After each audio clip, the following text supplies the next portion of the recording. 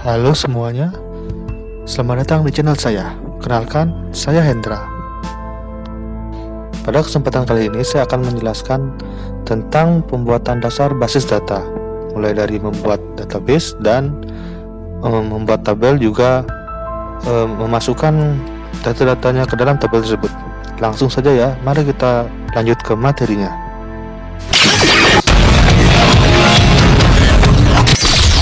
Progress. Data Definition Language, DDL.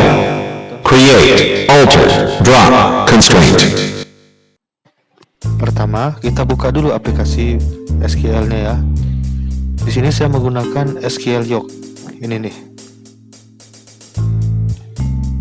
Bisa dicari di internet. Untuk link downloadnya tinggal install. Nah, setelah ini kita buat dulu database-nya dengan mengetik create database. Setelah itu blok query-nya, lalu eksekusi dengan mengklik tanda play ini. Set. Nah, query-nya berhasil dieksekusi dengan peringatan 1 sukses ini. Kemudian kita refresh. Di sini refresh.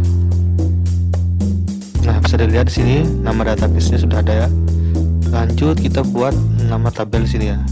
Untuk mengetiknya kita buat query create tabel barang kurung buka, lalu buat nama fieldnya ID barang, lalu tipe datanya panjang data, dan constraint-nya yaitu not null di sini. Untuk lengthnya 50, panjang datanya untuk varchar ID barang. Lanjut ke nama barang, varchar, lalu panjangnya 255, not null. Selanjutnya tanggal input kita pakai tipe data date time, not null. Lalu stok barang kita pakai integer, null artinya boleh kosong, defaultnya tepat 0 untuk stok barang. Not null ini artinya tidak boleh kosong gitu ya. Lalu constraint PK barang, kita buat primary key nya ID barang untuk buat seperti ini. Lalu kita blok lagi, eksekusi query nya, dan kita lihat query nya berhasil. Lalu refresh lagi, kita lihat tabelnya sudah muncul di sini ya. Kemudian kita lanjut membuat tabel kedua, yaitu tabel pembelian. Sama caranya seperti di atas. Kita buat create tabel pembelian, buat fieldnya ID customer, ID barang, lalu gunakan varchar. Kalau untuk tanggal kita gunakan date time, itu nama customer varchar.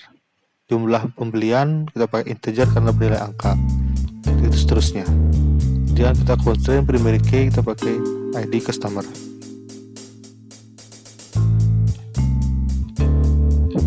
Lalu kita blok seperti biasa, eksekusi query, dan lihat tabel sudah bisa dilihat ya.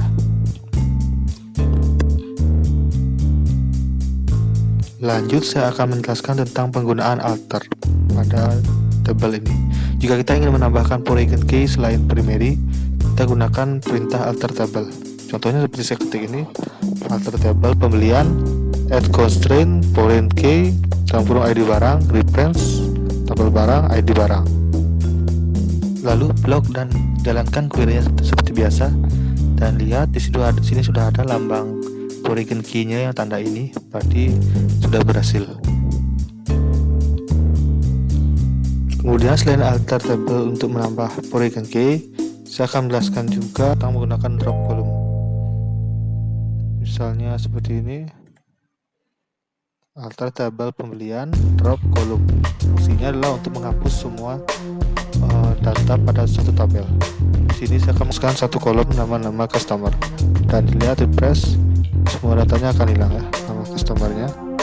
Kemudian kita bisa pakai yang lain, alter table pembelian, add nama customer, varchar, lalu 80. Ini fungsinya untuk menambah lagi tabel yang kita hapus tadi.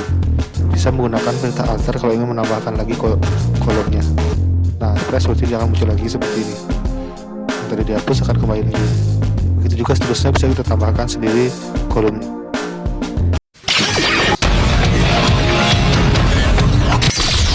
Progress.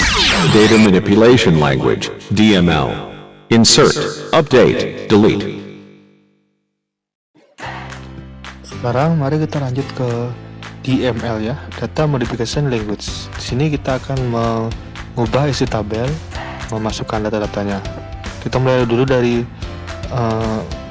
dua tabel ini yang tadi kita buat. Kembali lagi ke tabel sebelum dibuatnya Polygon Key.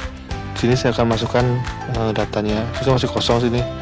Di tabel-tabel sini kita akan menggunakan perintah insert untuk mengisi atribut-atribut pada tabel ini. Caranya seperti berikut.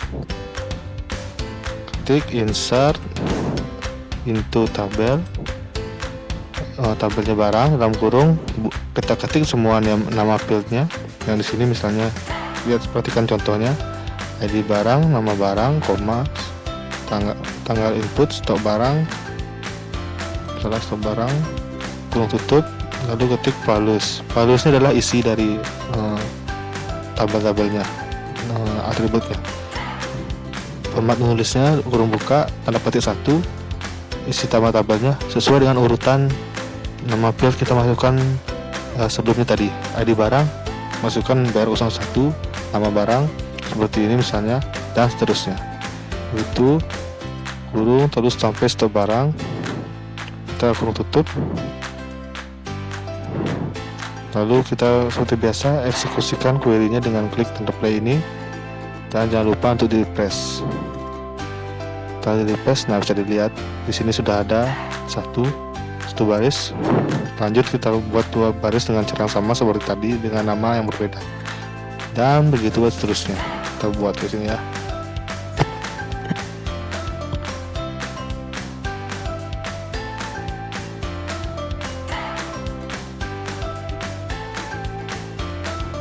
Begitu juga dengan tabel satu lagi, selain barang kan ada tabel pembelian, kita masukkan juga dengan cara yang sama. Ingat selalu blok query-nya lalu dieksekusi. Nah, lihat semuanya sudah masuk ke sini datanya. Berarti semua pengisian data sudah berhasil. Selanjutnya saya akan menjelaskan bagaimana menyalin isi dari tabel lain ke dalam tabel yang baru. Nah, di sini saya akan membuat tabel customer khusus untuk data-data customer dengan tipe data seperti ini. Dibuat seperti ini, lalu saya akan mengisi data-datanya tersebut. Saya buat satu dulu. Saya ketik insert into ID customer, nama customer, ketik values-nya seperti contoh seperti berikut. Nah, saya eksekusi, saya buat lagi satu, dan seterusnya. Saya blok lalu eksekusi query-nya. Kemudian jangan lupa di refresh. Selalu lakukan refresh setiap kali mengeksekusi query tersebut.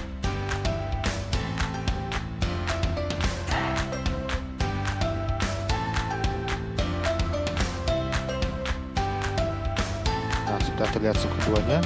Sekarang saya akan masukkan nama customer yang sebelumnya sudah dibuat di tabel pembelian. Caranya seperti berikut. Insert into customer, kita pilih nama field yang mau disalin, ID customer, nama customer, lalu pakai perintah query select ID customer, nama customer, lalu nama tabel yang akan di copy. Kita ketik from pembelian. Dari tabel pembelian ini akan disalin ke customer. Kemudian kita eksekusikan, lalu kita eksekusi query-nya, lalu yang refresh. Kita refresh di bagian customer, dan semua data sudah masuk. Beginilah. Nah, sekarang saya akan menjelaskan bagaimana mengubah isi dari tabel yang telah kita buat. Misalnya saya akan mengubah BR03 ini pada baris C002 dengan tipe yang baru dan tulisan baru. Saya akan gunakan query update pembelian set ID barang. Ikuti contoh berikut. Lalu kita ketik nama gininya akan diubah.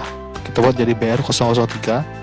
Lalu where itu adalah di mana lokasinya, di bagian ID customer pada baris C002. Buat formatnya seperti ini, sama seperti penulis values tadi. Lalu eksekusikan dan kemudian refresh. Maka datanya akan sudah terupdate dengan baru. Sekarang saya akan ubah yang ini dengan HDD Sautera ini, kita akan ubah. Kemudian kita buat seperti ini, update tabel barang, set nama barang sama dengan kita ubah dengan teks yang baru, jadi 1 TB.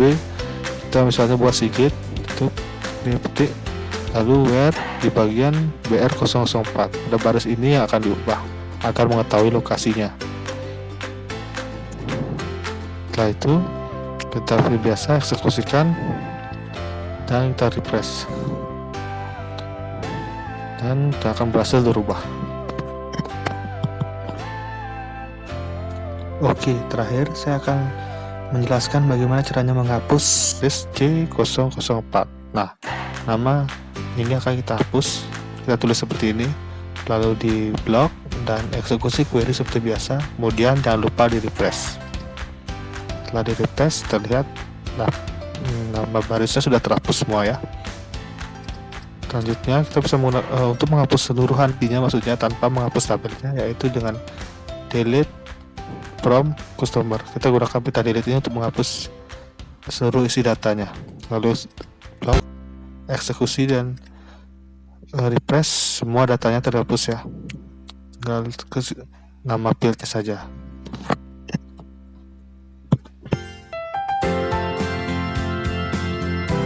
Oke, itu dia semua penjelasan dasar dari DDL dan DML. Terima kasih telah menonton channel saya. Sampai jumpa di video selanjutnya.